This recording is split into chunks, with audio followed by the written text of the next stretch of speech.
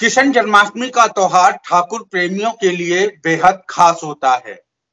देश ही नहीं विदेशों तक में जन्माष्टमी की धूम होती है। कैसे मनाएं जन्माष्टमी, इस पर बात करने के लिए हमारे साथ केशव मुरारी दास जी हैं, जो कि प्रेसिडेंट है एस्कॉन रोहिणी के। सर, बहुत बहुत स्वागत है आपका पंजाब केसरी टीवी और नवोदय टाइम्स पर। बहुत बहुत धन्यवाद। हरे कृष्णा। सर, क्योंकि जन्माष्टमी का त्योहार आ रहा है, ठाकुर प्रेमियों के लिए बेहद खास दिन होता है, कैसे मनाएं इसे? देखिए जी, भारत में सभी लोग हिंदू जाति के हैं, हिंदू घरों में पैदा हुए हैं और हमारे घर में दादा दादी नाना नानी हमारे माता पिता बचपन से इस तरह के त्योहार मनाते आए हैं। तो भारत में सभी लोगों को मालूम रहता है कि कैसे मनाना है। ये तो थोड़ा सा मॉडर्न एजुकेशन की वजह से शहरों में अब लोग ने जो है हमारे संस्कृति से थोड़ा दूर चले गए हैं। तो ऐसे एपिसोड, ऐसे प्रश्न जायज हैं जब बताना पड़ता है नए लोगों को कि भाई जन्माष्टमी आ गई है, कौन सी तारीख की है और कैसे मनानी चाहिए। क्योंकि आजकल न्यूक्लियर फैमिलीज हैं, हस्बैंड वाइफ और एक बच्चा, इसी तरह लोग इकट्ठे रहते हैं ना। माता पिता साथ नहीं है, सास ससुर साथ नहीं है, दादा दादी साथ नहीं है। तो इस प्रकार के संस्कार आजकल देखे नहीं जाते। इसलिए इन लोगों को हर चीज गूगल से पूछनी पड़ती है, इंस्टा से सीखनी पड़ती है, व्हाट्सएप मैसेज से लाइव जीनी पड़ती है। तो बिल्कुल ठीक है सर, जन्माष्टमी का उत्सव हम सब जानते हैं कि बहुत महत्वपूर्ण है। पूरे ब्रह्मांड के मालिक जिन्होंने सारी सृष्टि रची है, उनका जो है प्राकट्य उत्सव है, जन्मोत्सव जिसे कहते हैं। वैसे तो वो अनबॉर्न है, अजन्मा है, क्योंकि भगवान का जन्म नहीं होता, लेकिन भक्तों की रक्षा के लिए, धर्म की स्थापना करने के लिए भगवान बार बार प्रकट होते हैं। जैसे सूर्य रोज जन्म नहीं लेता, वो तो रोज उदय होता है और अस्त होता है, लेकिन इसका मतलब ये नहीं कि सूर्य मर गया। वो फिर भी हमारे आकाश में रहता है, लेकिन हमारी आंखों से ओझल। इसी प्रकार भगवान भी सदैव रहते हैं, लेकिन जन्म की एक लीला ऐसी करते हैं जिससे कि वो इस संसार के लोगों को दिखा सकें, बता सकें, मैं तुम्हारी रक्षा के लिए, साधुओं की रक्षा के लिए, उनके पोषण के लिए, असुरों का नाश करने के लिए और धर्म की फिर से स्थापना करने के लिए अवतरित होता हूँ। भगवान कृष्ण गीता में कहते हैं, जन्म कर्म चमे दिव्यम एवं यो वेति तत्वतः त्यक्त्वा देहम पुनर्जन्म नेति मामेति सुअर्जुन। अर्जुन, मेरा अगर कोई व्यक्ति दिव्य जन्म और दिव्य कर्म की प्रकृति को समझ लेता है तो वो मरने के बाद इस संसार में दोबारा जन्म नहीं लेता। इसका मतलब पूरे जीवन में बस ये समझना है कि भगवान जब जन्म लेते हैं तो वो दिव्य है, हमारी तरह नहीं है। 8 मास का व्यक्ति जो जन्म लेगा, बुढ़ापा होगा, बीमारी होगी, मृत्यु हो जाएगी, जी नहीं। भगवान का जन्म भी दिव्य है और उनकी लीलाएं, उनके कर्तव्य, उनकी क्रियाएं भी दिव्य हैं, जो लोग समझ नहीं पाते। भगवान ने कहा अगर कोई व्यक्ति समझ लेता है तो मरने के बाद दोबारा जन्म लेगा, वो भगवान के ही धाम में रहेगा। तो जन्माष्टमी का उत्सव बहुत ही महत्वपूर्ण उत्सव है सभी लोगों के लिए। ब्रह्मांड के मालिक भगवान श्री कृष्ण, उनका प्राकट्य दिवस है। सब लोगों को बड़े उत्साह के साथ मनाना चाहिए। और कैसे मनाना चाहिए, तो पहले तो हमें जानना चाहिए कि किस दिन मनाना चाहिए। कि कई बारी नक्षत्रों के हिसाब से, तिथि के हिसाब से, सूर्य गणना, चंद्रमा की गणना के हिसाब से ये दिन कई बारी 2 दिनों में आता है। अर्थात शुरुआत एक दिन से होती है, समापन दूसरे दिन में होता है। तो कई बार लोग कहते हैं जी 6 तारीख की है, कोई कहते हैं 7 तारीख की है। तो जनरली वैष्णव लोग इसको तभी मनाते हैं जिस दिन ये जन्माष्टमी दूसरे दिन में संपूर्ण हो रही है, ना कि पहले दिन। तो दूसरा दिन इसलिए मनाते हैं ताकि उससे शक्ति, बुद्धि और जो है ज्यादा मिले। क्योंकि पहले दिन से जो सप्तमी के साथ टच है, उसको ना मना के नवमी के साथ जो खत्म हो रही है उस दिन में मनाई जाती है वैष्णव के द्वारा। तो इसलिए 6 तारीख को नहीं, इस्कॉन पूरे विश्व भर में लगभग अपने 700 केंद्रों से जो है वो 7 तारीख को ही, अर्थात जो नवमी के साथ दिन लग रहा है, उस दिन इस उत्सव को मनाते हैं। और कैसे मनाना चाहिए, तो हम सब जानते हैं कि हमें चाहिए कि सुबह जल्द उठें, स्नान इत्यादि करें और पूजन करें जैसे रोज करते हैं। भगवान का स्मरण करें, चिंतन करें, भगवान के नाम की माला जप करें कुछ, और भागवतम से उनके जन्म की लीला का अध्ययन करें।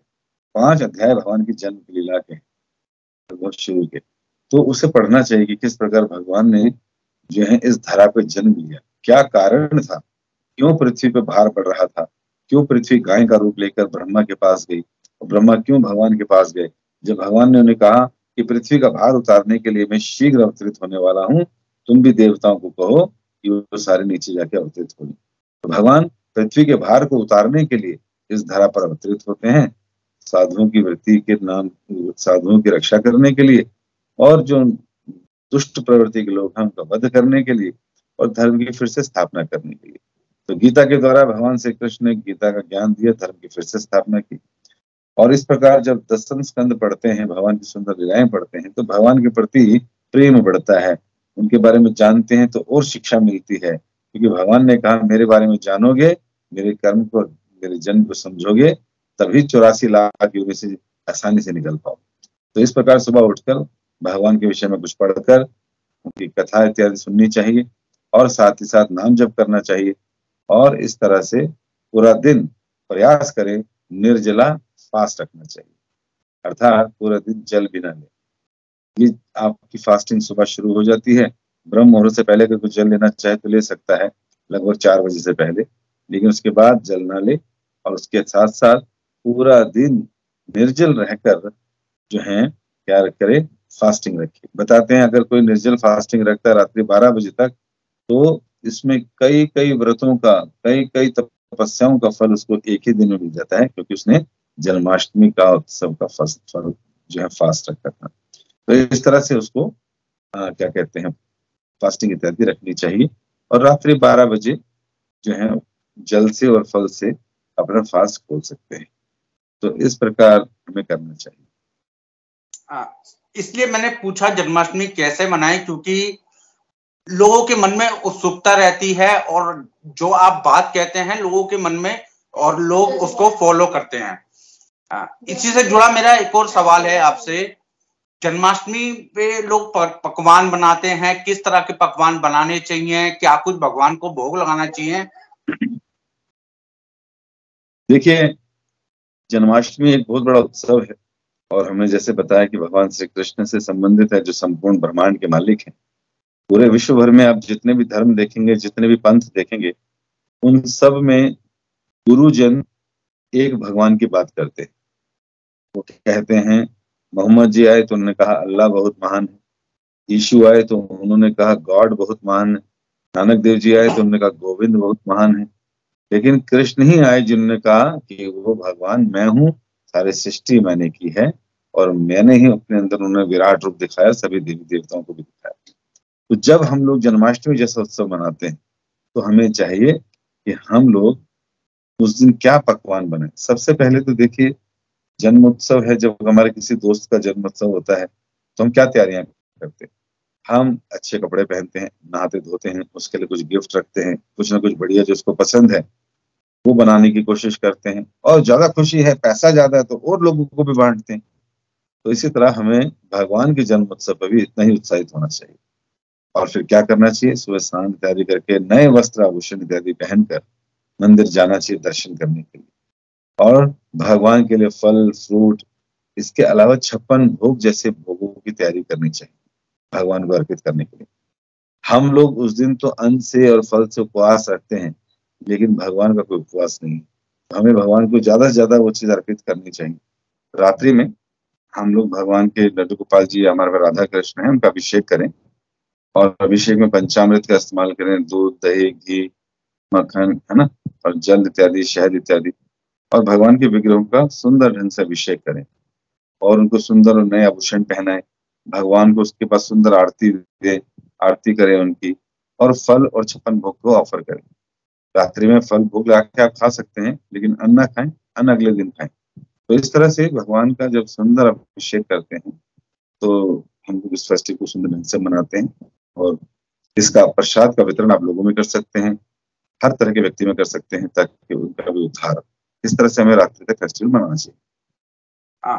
सर, बहुत लोगों ने लड्डू गोपाल जी अपने घर में रखे होते हैं, उनकी सेवा जन्माष्टमी के दिन खास तौर पर कैसे करें? देखिए, लड्डू गोपाल जी या राधा कृष्ण के विग्रह जो हमारे घर पर हैं, हमें चाहिए, जैसे हमने बताया, सुबह उठकर सबसे पहले उनका जो हमारा रोज का रूटीन है वो कार्य करें, नहलाएं धुलाएं, अभिषेक इत्यादि करें। उनको नए वस्त्र पहनाएं, है ना, उनको जैसे 3 बार 2 बार जो भी भोग लगाते हैं प्रॉपर वो सब लगाएं। रात्रि में उनका अभिषेक करना चाहिए, जैसे मैंने बताया पंचामृत का वो बनाएं घी दूध दही से और शहद इत्यादि डालकर, और भगवान का सुंदर अभिषेक करें। और अभिषेक करने के बाद उनको साफ करें गर्म पानी से, उनको नए वस्त्र आभूषण पहनाएं और उसके बाद उनको सुंदर आरती करें उनकी, और आरती के बाद 56 भोग इत्यादि उनको ऑफर करें। तो ये रात को 12:02 से अभिषेक शुरू करना चाहिए, जो कि 12:48 तक का मुहूर्त है, उसमें कर सकते हैं। और जितना भी प्रसाद और चरणामृत है अब वो सब में वितरित करना चाहिए, है ना। 56 भोग अगले दिन कर लीजिएगा, लेकिन चरणामृत और फल आज रात को ही दे सकते हैं सब, नहीं तो उसको फ्रिज में रख लीजिए, अगले दिन दे। जितने लोगों के मुख में ये प्रसाद लगेगा समझ लीजिए उनकी सारे पाप समाप्त हो जाएंगे, भक्ति में आगे बढ़ जाएंगे। तो इस प्रकार लड्डू गोपाल जी की सेवा पूजा हमें करनी चाहिए। एक अंतिम सवाल में मेरा आपसे, तिथि को लेकर कंफ्यूजन है, 6 तारीख 7 तारीख किस दिन व्रत रखें, किस दिन ऐस्कॉन जन्माष्टमी मनाएगा पर्व? जैसे शुरुआत में मैंने कहा था कि जनरली एकादशी भी कई बार 2 दिन पड़ती है, उसका कारण है कि वो द्विस्पर्शावी होती है। उसी तरह अन्य फेस्टिवल भी सूर्य गणना और चंद्र गणना के हिसाब से अलग अलग कई बार पड़ते हैं।